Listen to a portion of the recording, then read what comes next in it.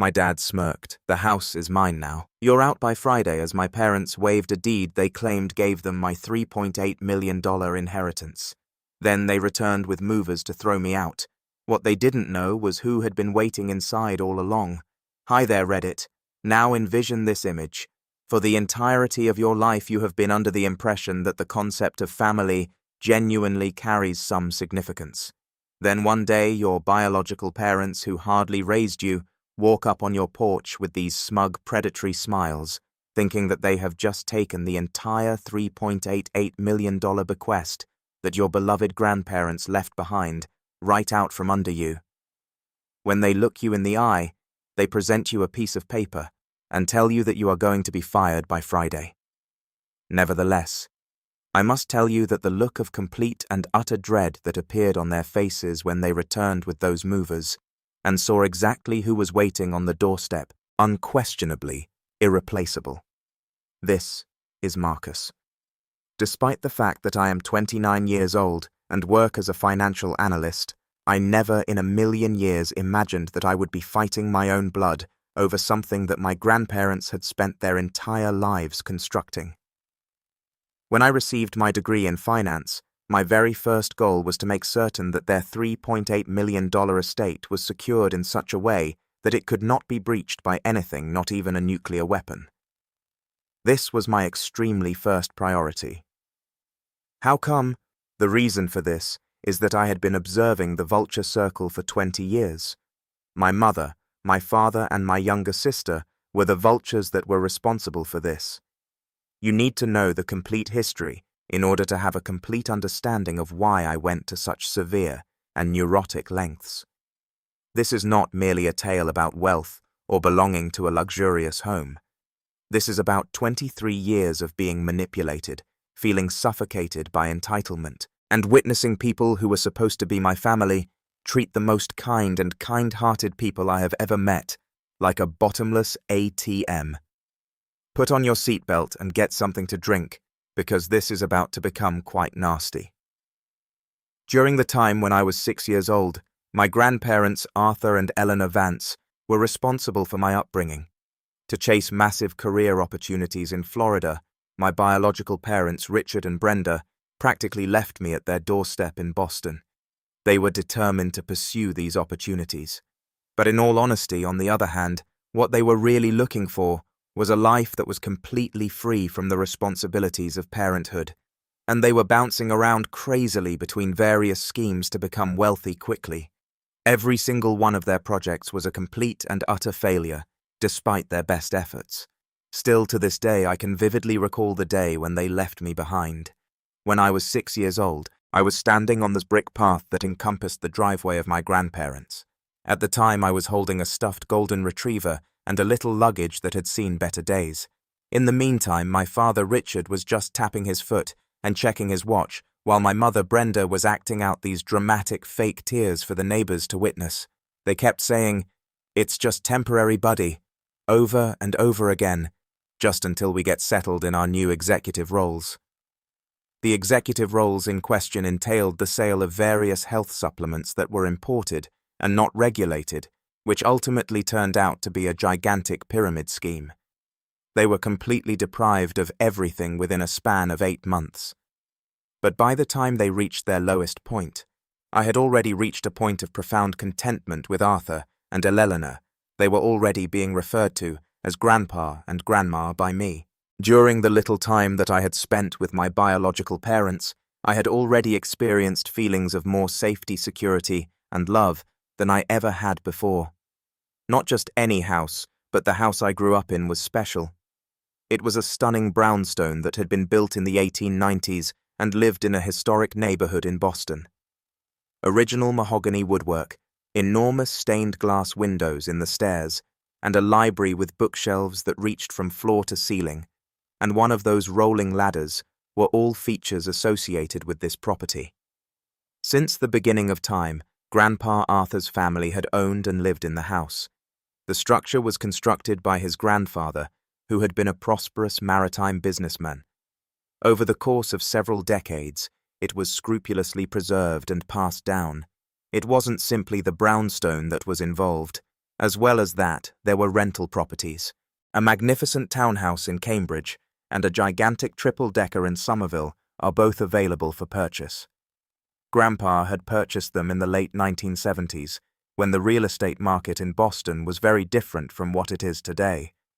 He brought them back to life with his own two hands and rented them out to families from the working class as well as graduate students at prices that were extremely affordable. He was not a slum lord interested in extorting every last penny from people. Rather, he merely desired a consistent and dependable source of income. The value of those properties alone is around $1.4 million at the present time. Then, there were the things that were invested. Grandpa Arthur had worked for 40 years as an actuary at a major insurance firm. His lifestyle was unassuming. He drove a sedan that was 10 years old, and he was a diligent saver. Index funds, municipal bonds, and blue-chip stocks were the components that he included in his investment portfolio. No Bitcoin, no day trading, and nothing flashy to talk about, simply growth that is steady, calculated, and solid. I was a senior in high school when I discovered that their portfolio had a value of more than $1.2 million. By the time you factor in the brownstone, the total value of the estate was somewhere near $3.8 million. There is no insignificant alteration. On the other hand, I solemnly declare that the money was never an issue for me. For me, that brownstone served as a paradise. I gained an understanding of what it is like to experience love that is not conditional. Every morning when I woke up, I would be greeted by the aroma of Grandma Eleanor's freshly baked goods and coffee. Blueberry scones were served on Tuesdays, cinnamon buns were served on Fridays, and sourdough pancakes were served on Sundays. She adhered to this strict schedule. Even before I made the decision to pursue a career in finance, she would call up the stairs, "Rise and shine, my little calculator." During my childhood, this nickname was given to me when I was 8 years old, and I spent an entire Saturday sorting my Pokemon cards solely based on their hit point ratios and attack statistics, rather than actually playing the game. Within that library, Grandpa Arthur instructed me on how to play the game of chess. He had an infinite amount of patience, despite the fact that I was a hyperactive child who frequently knocked down pieces. "Risk assessment, Marcus," he would say, as he reset the board for the 5th time. For the 5th time, look 3 moves ahead. Anticipate what the other guy wants, and protect your king. Rushing only leads to ruin. For many years, Sunday dinners were a tradition. When Grandma would prepare enormous roasts, we would sit at the long dining table for a considerable amount of time. We discussed topics such as history, politics in the area, and the subjects that I was studying in middle school. I was never made to feel inferior by them. My viewpoints were taken into consideration by them. I gained a knowledge of honesty from them. My grandfather often said to me, "A man's word is his only true currency." Marcus, once you bankrupt your reputation, you can never earn it back. While everything was going on, my connection with my real parents and my younger sister Chloe was a poisonous wasteland. They would appear once or twice a year at most. Most of the time, it is just around the time of the holidays when expensive presents are anticipated, or it might be at any time during the middle of summer when they have exhausted their financial resources and require a bridge loan. By the time I was 10 years old, I had already learned to recognize their excruciating rhythm. When my father would contact me a few days before my Little League games, he would suddenly become extremely engaged in them and act as if he were the father of the year. First, they would show up. In the beginning, there were the smothering and theatrical hugs. Following that, the empty compliments. Then, there was the matter of casually strolling around the house, making passive-aggressive remarks about how much the brownstone must be worth at this point in time, or dropping clues about Grandpa's stock holdings. Last but not least, the most impressive part of the visit, the weeping and frantic pitch. The transmission blew on their leased BMW. The chronic migraines that my mother suffered from class tear which for some reason vanished while she was drinking wine, resulted in medical costs. There was an exclusive investment opportunity in luxury timeshares, and all that was required was a $10,000 investment for them to become billionaires. Always in a hurry, all the time a crisis. On top of that, the loans were never ever paid back. Over the course of 23 years, not a single penny. When I was 14 years old, my father spent Thanksgiving in the kitchen encircling my grandfather and asking him for $8,000 so that he could invest in a revolutionary cryptocurrency mining firm. Father pleaded with his son. "This is the big one, Arthur." When he was sweating through his inexpensive dress shirt in order to persuade him to leave the house so that we could eat turkey. Without any disturbances, Grandpa wrote him a check for $4,000. This is generational wealth. This startup's founders were indicted by the Securities and Exchange Commission, SEC, for wire fraud 6 months later. After that, Dad never brought it up again. I asked Grandpa why he gave him the money, and he just sighed, appearing suddenly very old. I was so surprised by his response. Sometimes, Marcus, you pay money just to learn exactly who someone is. I learned my son is a fool. Up to the time that I graduated from high school, my father had filed for bankruptcy 3 times. In order to give the impression that they were prosperous, they lived extravagantly above their means, rented a luxury apartment that they were unable to afford, and publicizing it all over Facebook. This milieu of delusion was the one in which my younger sister Chloe, who was 7 years younger than I was, brought up through her childhood. She took some of their worst characteristics and turned them into weapons. As soon as she was 16 years old, she had become a nightmare of entitlement. When I was home from college for the winter break, I remember arriving home. These historic pearl necklaces, which were family treasures dating back to the 1920s, belonged to Grandma. Although it is not worth millions of dollars, it is priceless in terms of sentiment. A VIP pass to a music festival was purchased by Chloe after she took 2 of them from Grandma's vanity, pawned them for $400, and then used the money to purchase the pass. When Grandma discovered that they were missing, Chloe instantly fell into uncontrollable sobs and pointed the blame at me, stating that she had seen me snooping around in the bedroom. Almost immediately, my parents stood up for her. "Marcus is in college. He probably needs beer money," Dad shouted out. After Grandpa made his way down to the neighborhood pawn shop, he discovered the slip that contained Chloe's false ID signature on it. This was the moment when the truth was revealed. Is this how my parents feel? She's just a kid, Arthur. She didn't know the value. Don't be so hard on her. Grandpa paid to retrieve them so that they might be returned to him. On that day, I witnessed a portion of his heartbreaking. As my grandparents entered their senior years, the relationship went from being merely bothersome to being quite sinister. As a college student, I was attempting to balance a full course load in finance, working a part-time internship, and racing home to assist with the care of my parents. Dad began phoning them on a weekly basis, not to inquire about how they were feeling, but rather to inquire about their estate planning, their will, and the specific names of their financial consultants, with the purpose of asking extremely pointed questions. The stairs in the brownstone are just too dangerous for them now. We should sell the house and use the cash to put them in a home. Translation: sell the house, dump them in a cheap facility, and pocket the remaining $1 million. Mom would casually email me links to assisted living facilities saying we should sell the house and use the cash to put them in a home. College was an agonizing experience. Congestive heart failure was a devastating condition that Grandpa developed. The early symptoms of vascular dementia were beginning to manifest in Grandma. Because I wanted to be close to home, I decided to commute to a nearby institution. When I was presented with a significant opportunity to study in London, I declined it.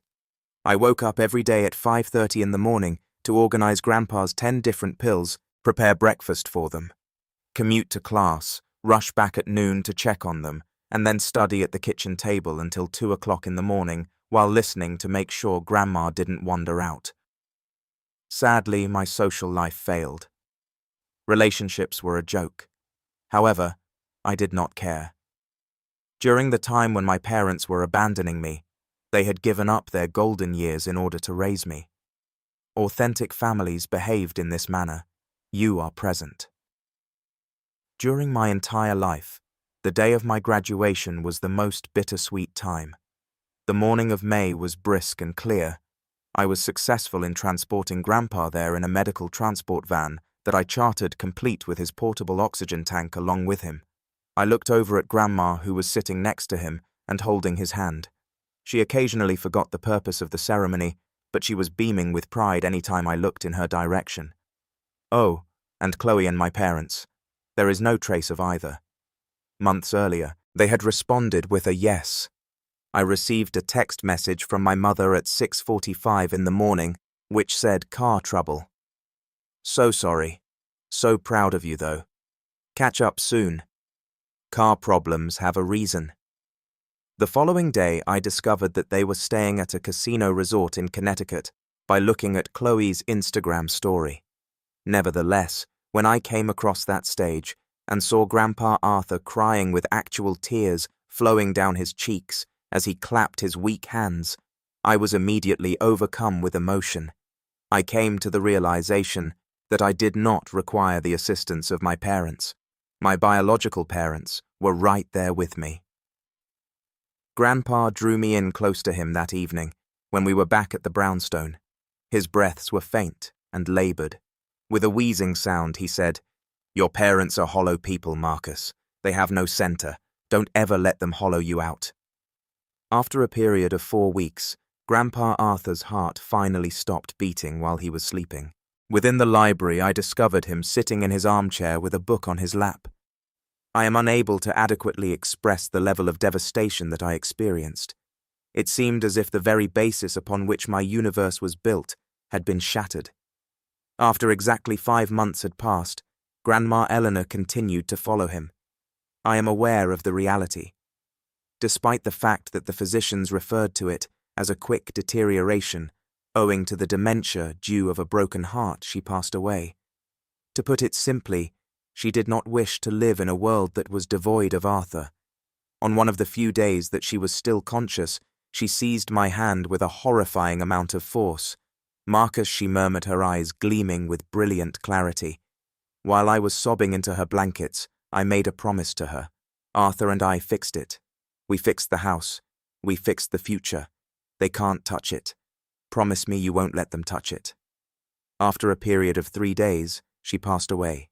Funeral services were like a circus. When they arrived, my dad and Chloe were dressed in fashionable black, and they were acting out the character of a family that was distraught and grieving. When my grandfather was cornering my grandparents' friends, he was nearly shaking hands like a politician. He wanted to know if they knew when the will reading was going to take place.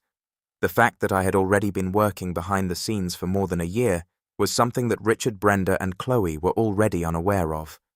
He had his estate attorney, a bright and ruthless woman named Victoria, come to the bedside during one of Grandpa's hospital stays. Victoria was there to represent his estate.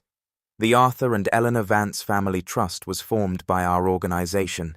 Each and every asset, including the brownstone, the Somerville triple-decker, the Cambridge townhouses, the investment portfolios, and the bank accounts, was placed directly into the trust. I was appointed as the only trustee without any disputes, and I have complete and total power over all of the assets. In a specific section, it was stated that my parents and sister were purposely excluded from inheriting the property since they had been subjected to financial abuse throughout their entire lives. There was a shark named Victoria. "This trust is bulletproof," she explained to me. "If they try to contest it, they'll be laughed out of probate court." A meeting with Victoria was something that my parents insisted on having after the burial. The explosion was biblical when she calmly informed them that all of the assets were in a private trust and that they were not beneficiaries of the trust. Dad's face turned purple, and he yelled that I had deceived an elderly guy who was nearing the end of his life. A glass of water was hurled at the wall by the mother. Victoria simply glanced at them over her glasses and urged them to go before she phoned building security. Chloe yelled that I was a thief and that she was going to sue me for her fair share. Victoria then called building security into action. After they passed away, The harassment continued unabated for the first 8 months after their passing. In addition to working at my finance career and attempting to get over my sadness, I was living by myself in the brownstone. Each day my phone would explode. Father's text messages threatening to take legal action. They were in danger of being evicted, and Mom left voicemails in which she begged for just one of the rental properties to be assigned to them. Chloe showed up to my door at 11 o'clock at night, pounding on the wood and yelling that I was keeping their treasure that had been saved for generations. I acted on the recommendation of my closest buddy Julian, who also happens to be an attorney specializing in real estate. I wrote down every single detail, every single message, every single voicemail, and every single Ring camera captured video of Chloe yelling on my porch. A month or so later, there was a complete and utter lack of activity. There were no calls, there are no texts. What I should have understood is that when swindlers remain silent, it only indicates that they are planning. It was necessary for me to travel to Chicago for a 3-day financial conference that I had to attend. There was a Friday afternoon when I arrived back in Boston. After hauling my suitcase up the brick steps of the brownstone, I ultimately decided to take an Uber home. I was fatigued. Chloe and my dad were enjoying a glass of lemonade as they were seated on the sofa on my porch. They were all wearing smirks that were both horrible and triumphant, and they were all pasted together. Marcus the father said as he stood up and held his arms out as if he were the rightful owner of the property. "Welcome home," or should I say, "Welcome to our home." I became numb. "What the hell are you talking about, Richard?" As a matter of fact, Mom laughed out loud. "We know about the trust, sweetie, but we also know that trust can be dissolved when the trustee realizes they've made a mistake. We've taken care of the paperwork." Chloe reached into her luxury bag and pulled out a manila folder. She then flopped it down on the patio table nearby. "We transferred the deed, Marcus. A judge agreed the trust was fraudulent. The house is in Dad's name now. It's all filed with the county. You have until next Friday to pack your crap and get out. We're moving in." The sound of my heart beating could be heard in my ears. The folder was opened by me. A photocopy of a quitclaim deed was found within the package. The property was shown to be transferred from the Vance Family Trust to Richard Vance based on the information provided. In addition, my signature was clearly visible at the bottom right, next to a notary stamp. All the same, I had never signed it before. "This is a forgery," I replied, my tone of voice being dangerously calm. "You forged my signature." The scowl came from my father as he entered my personal space. "Prove it. It's filed with the Suffolk County Registry of Deeds. It's public record now, boy. The house is mine. It was always supposed to be mine. You're out by Friday, or I'm having you trespassed by the police." The two of them strolled off the porch with Chloe giggling as she purposefully bumped into me on the shoulder as she went by as she sneered. "Enjoy the street, you loser," she said. I didn't freak out about it. Immediately after entering the building, I shut the door and then contacted both Victoria and Julian. At the beginning of the Monday morning, Julian and I went to the Suffolk County Registry of Deeds to do our business. It was the official public record that we retrieved. Indeed, when I looked there, it was. The previous Wednesday, a quit-claim deed was submitted for filing. Although there was a reasonable amount of my handwriting in the signature, the notary stamp was that of a man whose license had expired 3 years prior to the signing being made. Julian's enthusiasm was so intense that he was virtually vibrating. "Marcus, they didn't just forge a document. They filed a forged deed with a government entity. That is felony uttering felony forgery and real estate fraud." However, when Julian proceeded to delve deeper into the county records, he noticed that his face had turned absolutely pale. "Oh my God, Marcus, look at this." It was a secondary filing that was attached to the new deed that he retrieved. The house had not been taken by my parents in order for them to reside in it. Dad had used the brownstone as collateral to obtain a $250,000 hard money bridge loan from a predatory private lender on the very same day that they filed the falsified deed. The loan comes with a high interest rate and is secured by the brownstone. They cashed out, I said, and I felt sick to my stomach. Julian exclaimed worse with his eyes wide open. They committed wire fraud and bank fraud. They took out $250,000 against a house they don't own, using forged documents. This isn't just a civil dispute anymore. This is federal-level criminal fraud. Immediately, we made our way to Victoria's workplace. Immediately, she submitted a notice of pending action, sometimes known as an emergency list pendants, in order to freeze the title, and she also submitted an injunction in order to nullify the fraudulent deed. The next thing she did was call a contact she had in the white-collar crime unit of the Boston Police Department that she had previously established. The delivery of everything took place during the course of Tuesday and Wednesday documents pertaining to the initial trust examples of my actual signature, the video footage from the Ring camera showing my father making threats against me, and evidence of the fake bridge loan. Those who were investigating were drooling. It was almost humiliating to crooks worldwide that the paper trail was so glaringly evident that it was almost disrespectful. On Wednesday evening, my father sent me a text message that read, "Movers will arrive tomorrow at 9 o'clock sharp. Have your boxes on the curb or they will be thrown away." In response, I sent a text message that read, "Understood. See you at 9. This morning, Thursday, 23 years of complete and utter lunacy culminated in this moment. I woke up at 5 o'clock in the morning. The coffee that Grandma Eleanor enjoys drinking the most was made by me. The chessboard was in front of me as I sat in the chair that Grandpa Arthur had given me in the library. Think about the next 3 steps. You must guard your king. That is just what I had done. Both Victoria and Julian showed up at my residence around 8:30 in the morning. At 8:45 in the morning, a police SUV that was not marked pulled into my alleyway, which was hidden from view from the street. My kitchen was invaded by 2 investigators from the fraud squad who were drinking coffee and making idle chatter about the Red Sox. A large moving truck rumbled along the old street at precisely 9 o'clock in the morning, attempting to squeeze through the spaces between the parked automobiles. It pulled up in front of the brownstone and parked down there. The vehicle that was pulled up behind it was Dad's recently leased Mercedes, which was undoubtedly sponsored by the fake bridge loan of $250,000. My parents and Chloe were able to escape. The attire that they wore was exquisite. While Chloe was gazing up at the brownstone, her mother was wearing enormous sunglasses. Her father was smoking a cigar, and Chloe was taking a video on her phone, most likely for TikTok. The ramp was lowered by 3 tough movers who jumped out of the truck and lowered it. As he climbed the brick steps, my father hammered on the hefty oak door that was on my door. "Time's up, Marcus. Let's go." I walked out onto the porch after opening the door and stepping out.